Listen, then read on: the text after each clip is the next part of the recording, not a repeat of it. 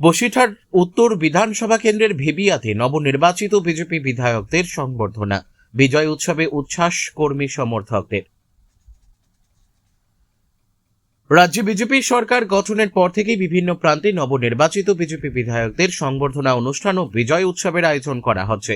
সেই ধারাবাহিকতায় এদিন বসিরহাট মহকুমার বসিরহাট উত্তর বিধানসভার ভেবিয়া এলাকায় অনুষ্ঠিত হল বিজেপির নবনির্বাচিত বিধায়কদের সংবর্ধনা অনুষ্ঠানকে ঘিরে বিজেপি কর্মী সমর্থকদের মধ্যে ব্যাপক উৎসাহ ও উদ্দীপনা লক্ষ্য করা যায়।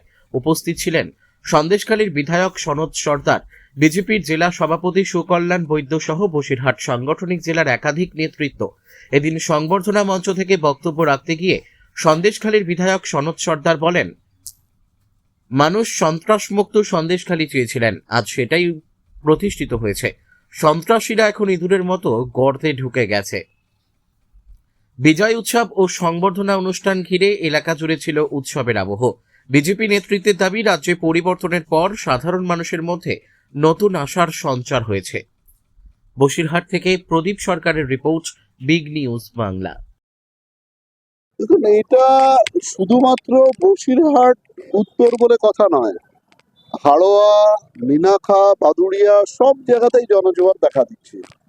দেখুন, মানুষ মন থেকে তৃণমূলকে পরিত্যাগ করেছিল এবং বিজেপির প্রতি আকুণ্ঠ তাদের সমর্থন ছিল, কিন্তু তৃণমূলের সন্ত্রাসে তারা ভীত সন্ত্রস্ত ছিল। যদি 21-এর মতো তৃণমূল ওই গণনাটাকে কোনো রকমে ম্যানিপুলেট করে জিতে যায়, তখন যে সন্ত্রাস হবে সেই ভয়ে মানুষ ভোটের আগে এইভাবে স্বতঃস্ফূর্ততা দেখায়নি।